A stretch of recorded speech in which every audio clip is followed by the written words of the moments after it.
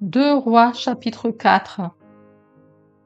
Une femme d'entre les femmes des fils des prophètes pria à Élisée en disant: Ton serviteur mon mari est mort, et tu sais que ton serviteur craignait l'Éternel. Or le créancier est venu pour prendre mes 2 enfants et en faire ses esclaves. Élisée lui dit: Que puis-je faire pour toi? Dis-moi, qu'as-tu à la maison? Elle répondit: Ta servante n'a rien du tout à la maison qu'un vase d'huile. Et il dit: Va demander au dehors des vases chez tous tes voisins, des vases vides, et n'en demande pas un petit nombre. Quand tu seras rentré, tu fermeras la porte sur toi et sur tes enfants. Tu verseras dans tous ces vases, et tu mettras de côté ceux qui seront pleins. Alors elle le quitta. Elle ferma la porte sur elle et sur ses enfants. Il lui présentait les vases, et elle versait. Lorsque les vases furent pleins, elle dit à son fils: Présente-moi encore un vase. Mais il lui répondit: Il n'y a plus de vase. Et l'huile s'arrêta. Elle alla le rapporter à l'homme de Dieu, et il dit: Va vendre l'huile et paie ta dette, et tu vivras, toi et tes fils, de ce qui restera. Un jour, Élisée passait par Sunem. Il y avait là une femme de distinction qui le pressa d'accepter à manger. Et toutes les fois qu'il passait, il se rendait chez elle pour manger. Elle dit à son mari: Voici, je sais que cet homme qui passe toujours chez nous est un saint homme de Dieu. Faisons une petite chambre haute avec des murs, et mettons-y pour lui un lit, une table, un siège et un chandelier, afin qu'il s'y retire quand il viendra chez nous. Élisée, étant revenu à Sunem, se retira dans la chambre haute et y coucha. Il dit à Géasi, son serviteur: Appelle cette Sunamite. Géasi l'appela, et elle se présenta devant lui. Et Élisée dit à Géasi: Dis-lui, voici, tu nous as montré tout cet empressement. Que peut-on faire pour toi? Faut-il parler pour toi au roi ou au chef de l'armée? Elle répondit: J'habite au milieu de mon peuple. Et il dit: Que faire pour elle? Géasi répondit: Mais elle n'a point de fils, et son mari est vieux. Et il dit: Appelle-la. Géasi l'appela, et elle se présenta à la porte. Élisée lui dit: À cette même époque, l'année prochaine, tu embrasseras un fils. Et elle dit: Non, mon Seigneur, homme de Dieu, ne trompe pas ta servante. Cette femme devint enceinte, et elle enfanta un fils à la même époque, l'année suivante, comme Élisée lui avait dit. L'enfant grandit, et un jour, il était allé trouver son père vers les moissonneurs.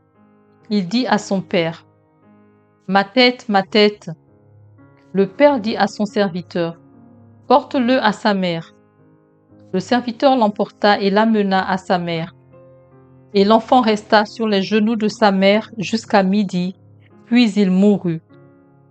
Elle monta, le coucha sur le lit de l'homme de Dieu, ferma la porte sur lui et sortit. Elle appela son mari et dit: Envoie-moi, je te prie, un des serviteurs et une des ânesses. Je veux aller en hâte vers l'homme de Dieu, et je reviendrai. Et il dit: Pourquoi veux-tu aller aujourd'hui vers lui? Ce n'est ni nouvelle lune ni sabbat. Elle répondit: Tout va bien. Puis elle fit sceller l'ânesse et dit à son serviteur: Mène et pars. Ne m'arrête pas en route sans que je te le dise. Elle partit donc et se rendit vers l'homme de Dieu sur la montagne du Carmel. L'homme de Dieu, l'ayant aperçu de loin, dit à Géasi, son serviteur: Voici cette Sunamite.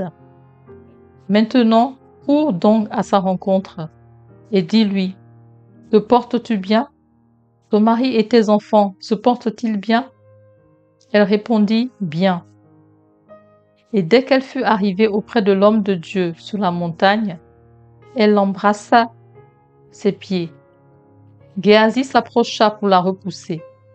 Mais l'homme de Dieu dit, laisse-la, car son âme est dans l'amertume, et l'Éternel me l'a cachée et ne me l'a point fait connaître.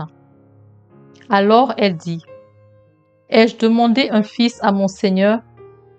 N'ai-je pas dit, ne me trompe pas? Et Élisée dit à Géasi, Saint terrain, prends mon bâton dans ta main et pars. Si tu rencontres quelqu'un, ne le salue pas. Et si quelqu'un te salue, ne lui réponds pas. Tu mettras mon bâton sur le visage de l'enfant. La mère de l'enfant dit, l'Éternel est vivant, et ton âme est vivante. Je ne te quitterai point. Et il se leva et la suivit. Géasi les avait dévancés, et il avait mis le bâton sur le visage de l'enfant. Mais il n'y eut ni voix, ni signe d'attention. Il s'en retourna à la rencontre d'Élisée et lui rapporta la chose en disant, l'enfant ne s'est pas réveillé. Lorsque Élisée arriva dans la maison, voici, l'enfant était mort, couché sur son lit. Élisée entra et ferma la porte sur eux deux, et il pria l'Éternel. Il monta et se coucha sur l'enfant. Il mit sa bouche sur sa bouche, ses yeux sur ses yeux, ses mains sur ses mains, et il s'étendit sur lui. Et la chair de l'enfant se réchauffa. Élisée s'éloigna, alla çà et là par la maison, puis remonta et s'étendit sur l'enfant. Et l'enfant éternua 7 fois, et il ouvrit les yeux. Élisée appela Géasi et dit, appelle cette Sunamite. Géasi l'appela, et elle vint vers Élisée qui dit, prends ton fils.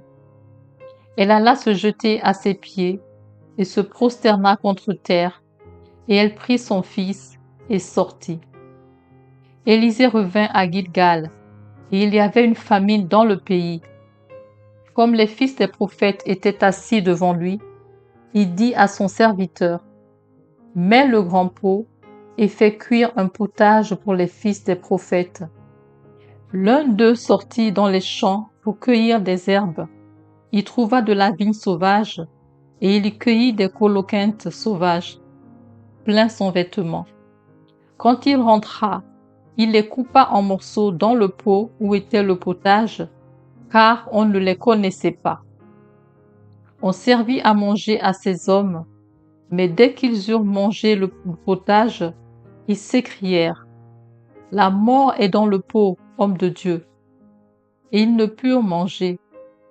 Élisée dit, « Prenez de la farine. » Il en jeta dans le pot et il dit, « Sers à ces gens et qu'ils mangent. » Et il n'y avait plus rien de mauvais dans le pot. Un homme arriva de Baal Shalisha. Il apporta du pain, des prémices à l'homme de Dieu, 20 pains d'orge et des épis nouveaux dans son sac.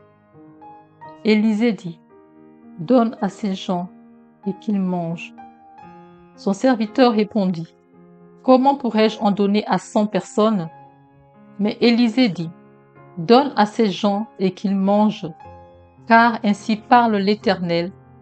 On mangera et on en aura du reste. » Il mit alors les pains devant eux, et ils mangèrent et en eurent le reste, selon la parole de l'Éternel.